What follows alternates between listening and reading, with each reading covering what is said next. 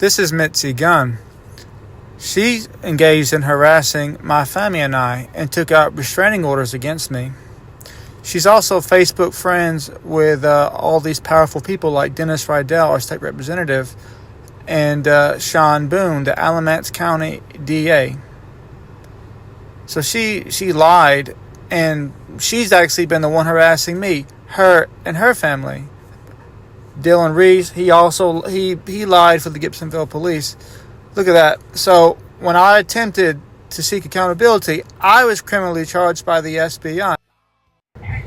So if you look at this, you'll see them doing more obnoxious things. Like, they didn't do any of this stuff when we first moved here. It was only after they found out that I was mixed then the harassment began.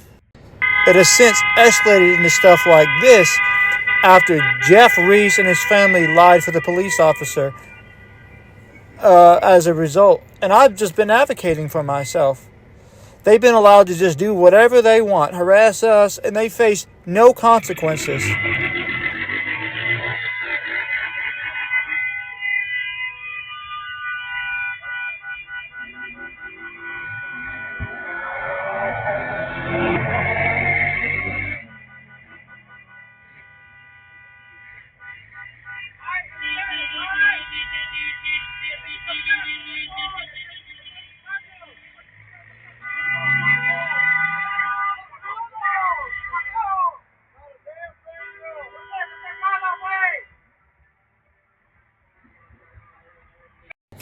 You can't really hear the idling in this, but you can kind of see the light. So I posted a couple days ago about Mitzi Gunn and her family harassing me because we're trying to get justice. And this started like last week, riding outside of our house, just idling and waiting till it gets dark to do that stuff. The timing isn't lost on me. Right after I make this post, he looks at my stuff and began harassing. And the police know that he's doing this. Everyone knows that he's doing this. And yet no one will do anything, but they're quick to charge me with something.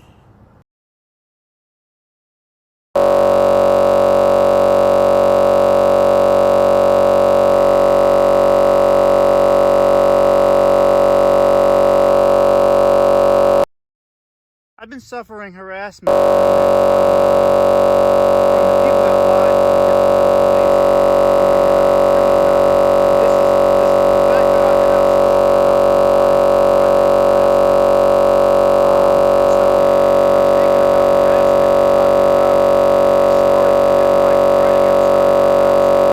the obnoxious flashing lights through our window. And so it's not just me saying it, like the Gibsonville police did acknowledge it was harassment. And, okay. And so this has been repeated. And then Go ahead. So this has been. I was going to ask you, where do you live in Gibsonville? 604 Wood Street. Address? 604 Wood Street. Okay. I'm the guy that's Yes, that's starting to be viral for showcasing what they did. That's me. So this it started. So again, it started after Jeff Reese lied for the police. Like I started advocating, and advocating itself is not a crime. I was just advocating online after what had been happening, and then it began like as I mentioned, driving outside of our house, being loud. He's even threatened me on a couple of times. It's a long story short. The Gibsonville police did acknowledge that he was harassing. They told me he used kids to help harass, and they told me he was going to be charged. No one was ever charged. I know for a fact he wasn't charged, and so his part has mostly stopped. But the child it's a kid, Caleb Owens. This kid doesn't even have a driver's license, and what he'll do is they'll drop him off at our house, and then he'll drop, and then they do it closer to nighttime, like around 8 or 9 o'clock when it's really dark. Yes, sir. This same kid was part of the harassment with Jeff Reese, and even tried to scare my wife with a gun. And it wasn't just me. Okay. Like, our neighbors reported this. No one was ever arrested. And so basically, Okay. the Gibsonville police have allowed them to act, do whatever they want without consequence. Okay. What I would like is for somebody to be charged. Like, if this was me or anybody else, and I know that they can be charged. Y'all have no problem charging me when certain people make false allegations with no proof. I actually have proof. So what I'm saying is, I would like somebody criminally charged, because this is BS. Go ahead. What can the Alamance County Sheriff's Office do for you? You can charge them. No, we can't. They're in the jurisdiction of the Gibsonville Police Department. We can't make charges on something that Gibsonville has already investigated. They are the only ones. Well, I take it back. They would have to make the charges. Now, if you have a complaint, it sounds like you do, and I've looked through the call history. This seems to be pretty extensive over the last couple of years. Yes. Back in August, I know you talked to a Sergeant Pierce with the Sheriff's Office, and also you had talked to him, it says in May. Yeah. In May, it's documented that he told you the same thing I'm getting ready to tell you. If you have an issue with the Gibsonville Police Department and the way they are doing business in the city of Gibsonville, you would have to take that up with the State Bureau of Investigation. And I'm happy to give you a phone number for the State Bureau of Investigation, but we as a law enforcement agency, we're not able to investigate other law enforcement agencies. That's not what I'm asking. So That's not what I'm asking. well, but you're asking us to make charges on something Gibsonville has said that they don't have information to make charges.